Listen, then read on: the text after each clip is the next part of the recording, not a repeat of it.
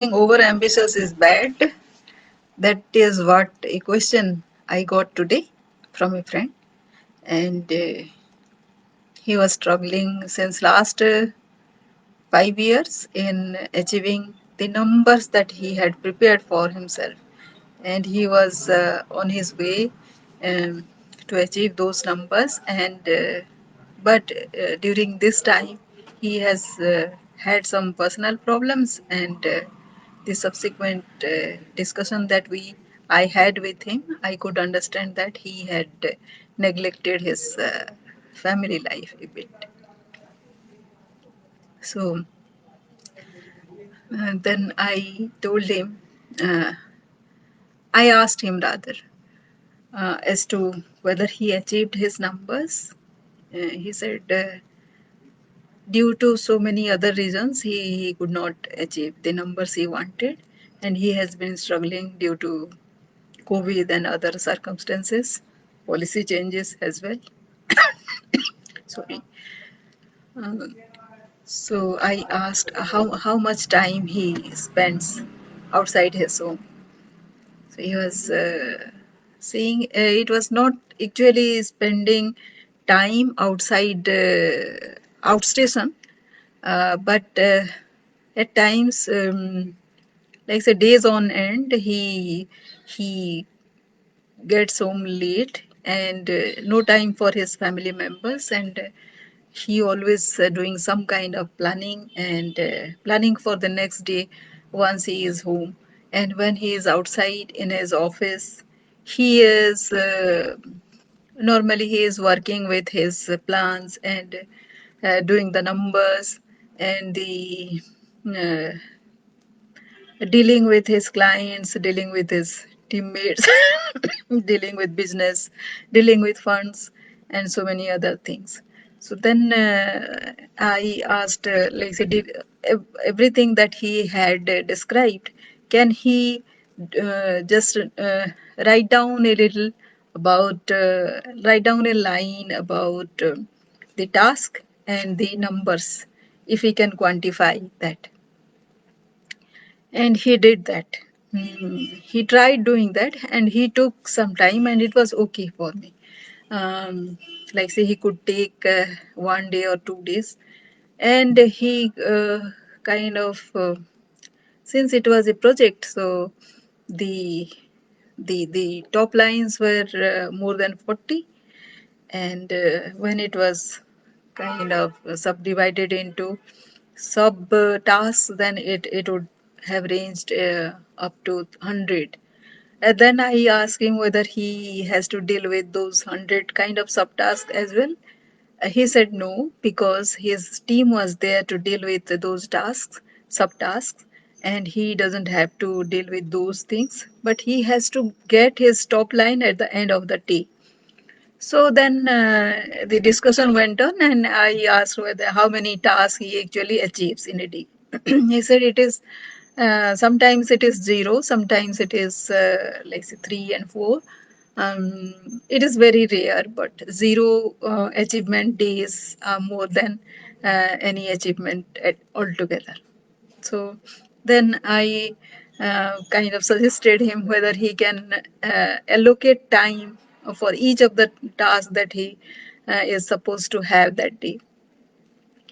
Again, he went to this exercise and allocating the time. Actually, those things are to be done in the beginning of the project period, when one does this allocation of time. And mm, when one is a business owner, actually one kind of strokes off this aspect of planning, project planning, and and also there are not actually these thing as well. There are other aspects also in personal life or in inside your mindset.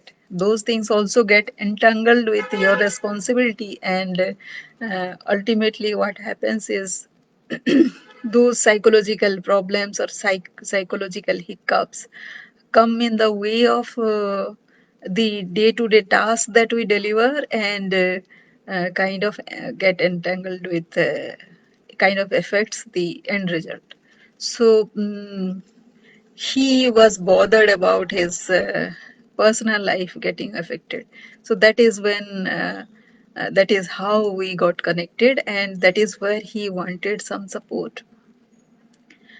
So then he allocated his time also task wise, and um, like say how frequently he did team meetings and all.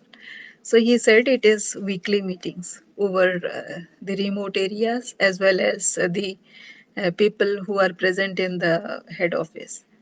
So the and both are weekly only. He didn't do any regular any daily meetings.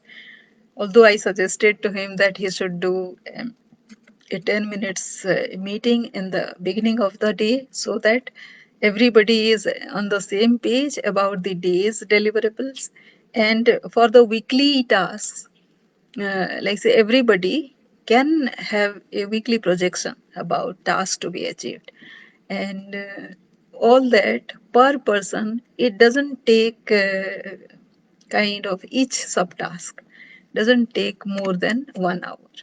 So if every person gets a task which can be achieved in 1 hour, so every person can achieve 8 tasks in a day, right? And in a 5 days week, one can achieve 40 tasks individually. And if it is, of course, the tasks are intertwined, dependent on the result of the other person. I agree to that.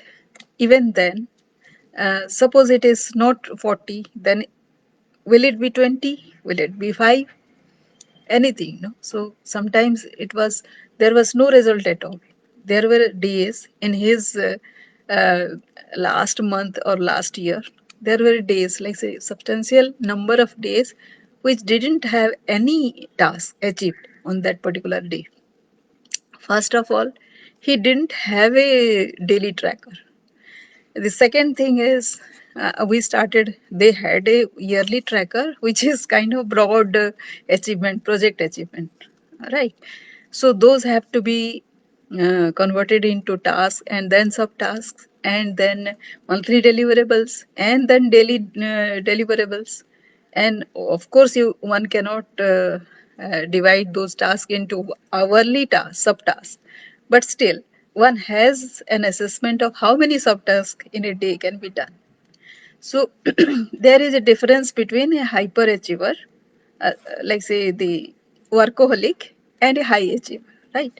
So uh, the high achiever kind of doesn't get burnt out at the end of the day, despite achieving high results. And the workaholic, actually, he spends a lot of time. He doesn't have time for anything else other than work. So he doesn't have any fun time. He doesn't get to know the mindset of other people, and wastes a lot of time.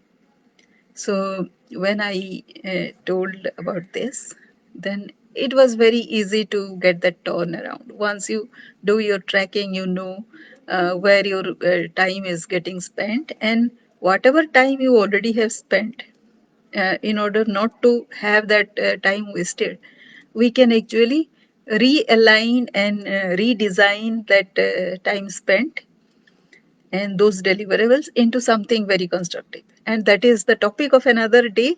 Uh, but that is what I proposed to this client of mine. And so I would like you to think over this. And just before I go, I should tell you that I'm a performance optimization mentor, and I deal with issues like this which have very easy solution, but we don't give it any thought. So we grapple over all these problems. So if you have any such issues, just get back to me, and yeah, thank you.